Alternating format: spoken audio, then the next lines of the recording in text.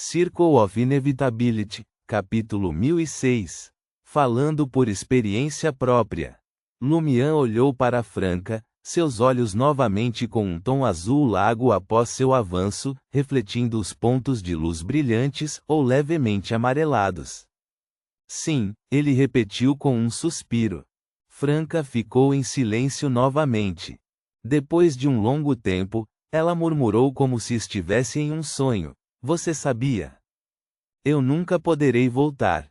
O que aconteceu? Lumian perguntou gentilmente, seguindo seu exemplo. Franca começou a contar como ela e Jenna acordaram no porão do Hospital Mushu. Era como se ela precisasse criar coragem para contar o resto, recontando eventos anteriores, prolongando o tempo para se preparar mentalmente. Lumian não a apressou. Ele ouviu em silêncio, ocasionalmente pedindo detalhes. Quando Franca chegou ao ponto em que decidiu forçar seu avanço usando as peculiaridades do sonho, para chamar a atenção da demônia primordial e abrir uma rota de fuga, Lumian levantou uma sobrancelha.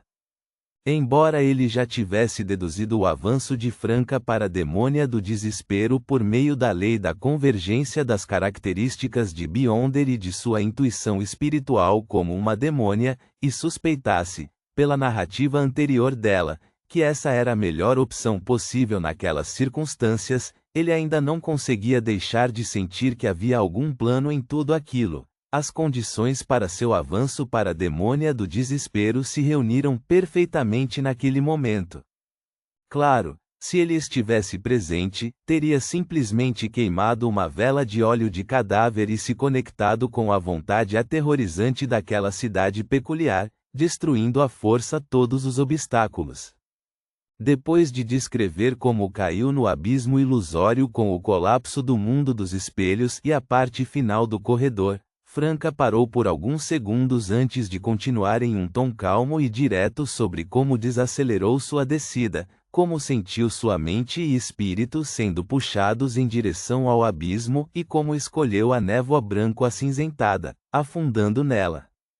Seu corpo começou a tremer, mas ela seguiu em frente, contando sobre a porta de luz turva, os casulos transparentes, o planeta ilusório girando rapidamente, a voz levemente solene e a versão de si mesma dentro do casulo, junto com as especulações razoáveis que se seguiram.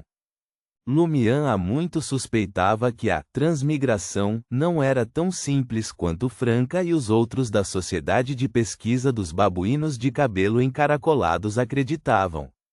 Ele suspeitava que havia uma verdade aterrorizante que eles não conseguiam aceitar. Foi por isso que, durante seu tempo na Cidade dos Sonhos, ele e Jenna foram tacitamente mais gentis com Franca, expressando seu cuidado por ela de forma mais clara e direta. Mas ele não esperava que a verdade fosse essa. Então não foi transmigração espacial, foi transmigração temporal. Viajar para frente e para trás pelo espaço é possível, mas o fluxo do tempo pode ser revertido? Não. Se isso fosse possível, reviver Aurore não seria tão difícil. As emoções de Lumian de repente ficaram sombrias.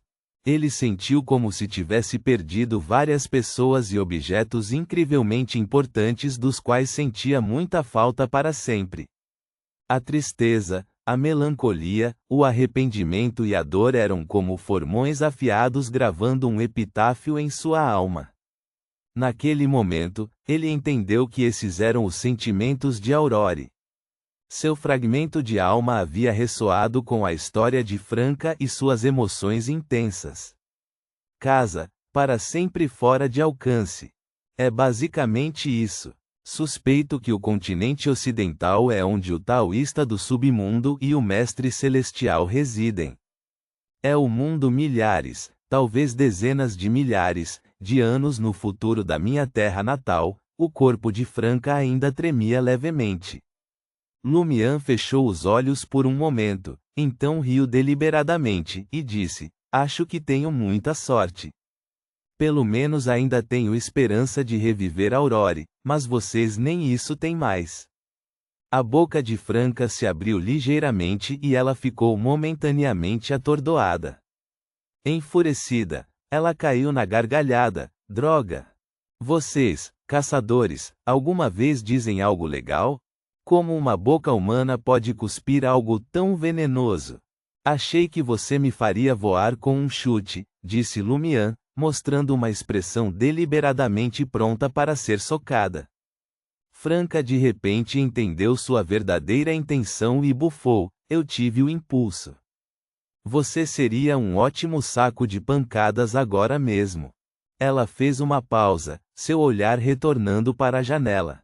Olhando para a noite quente e tranquila, ela disse: quando você disse antes que, no pior cenário, a missão falharia, eles enviariam outra equipe, ou todos nós enfrentaríamos o apocalipse juntos, mas você não podia me deixar morrer no porão do Hospital Mushu. Eu não concordei completamente com seu pensamento, mas eu senti que talvez minha vida tivesse algum significado, afinal. Eu disse isso de propósito, para fazer você se sentir necessária e valorizada, para ajudar a tirá-la daquele estado morto e sem esperança. Lumian riu. Eu não sabia exatamente o que você tinha passado, mas eu podia dizer como você estava se sentindo. Franca virou a cabeça em direção a Lumian e zombou. Quando se lida com um caçador, você julga pelas ações dele, não pelas palavras. Eu sei que você realmente enviou Lu Shan e Jena para levar Zhou Mingrui para o porão. Antes que Lumian pudesse responder, Franca, agora mais curiosa do que antes, perguntou: como você entrou nesse trauma psicológico?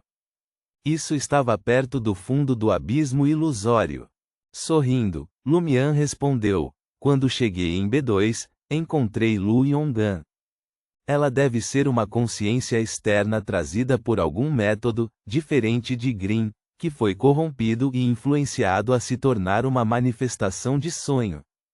Então, quando ela me viu no Hospital da Lua Carmesim, ela provavelmente percebeu que eu era um falso filho de Deus, mas ainda assim seguiu com minhas ações. Talvez para a Grande Mãe, seja eu o verdadeiro filho de Deus ou uma farsa, enquanto eu carregar esse título, eventualmente me tornarei real, e desta vez foi a chance dela. Lu Yonggan me disse naquela época que para salvar alguém do abismo ilusório, eu só poderia contar com a ajuda da mãe. Você não rezou de verdade, rezou? Franca de repente ficou preocupada, esquecendo seu desespero e entorpecimento emocional anteriores.